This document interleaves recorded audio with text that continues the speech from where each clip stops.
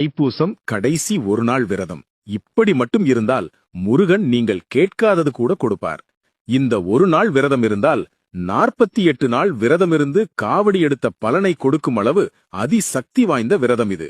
இந்த விரதத்தை தைப்பூசமன்று இருக்க வேண்டும். இதை அந்த முருகனே நினைத்தால் மட்டுமே ஒருவரால் இருக்க முடியும். இந்த விரதம் நீங்கள் இருக்க நினைக்கிறீர்கள் என்றாலே முருகன் அருள் உங்களுக்கு இருக்கிறது என்றுதான் அர்த்தம். அதற்காகத்தான் என்றும் இல்லாமல் முருகன் இன்று இந்த பதிவை உங்கள் கண்ணில் பட வைத்திருக்கிறான். அதனால் வீடியோவை கடைசி வரை பார்த்து முருகனின் அருளை பெற்றுக்கொள்ளுங்கள். உங்களுக்கு முருகன் பிடிக்கும் என்றால் அவனின் ஒரு மந்திரத்தை கமெண்டில் கூறி சேனலை சப்ஸ்கிரைப் செய்து கொள்ளுங்கள். தைப்பூசம் அன்று 6 மணிக்கு எழுந்து தலை குளித்துவிட்டு பூஜை அறையில் வெற்றிலை விளக்கு அல்லது 6 அகல் விளக்குகள் ஏற்றி ஷட்கோணம் கோலம் போட்டு கொள்ளுங்கள். விளக்கு மற்றும் முருகனின் படங்களுக்கு மஞ்சள் அல்லது சிவப்பு நிற மலர்களை கொண்டு அலங்கரித்துக் கொள்ளுங்கள். மௌன விரதம் இருந்து சாப்பிடாமல் விரதம் இருக்கலாம். இதுதான் மிக மிக சக்தி வாய்ந்த ஒன்று.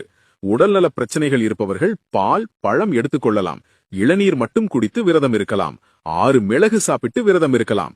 எதுவும் சாப்பிடாமல் தண்ணீர் மட்டுமே குடித்து விரதம் இருக்கலாம். இதில் உங்களால் முடிந்த விரதத்தை வைத்துக் கொள்ளுங்கள்.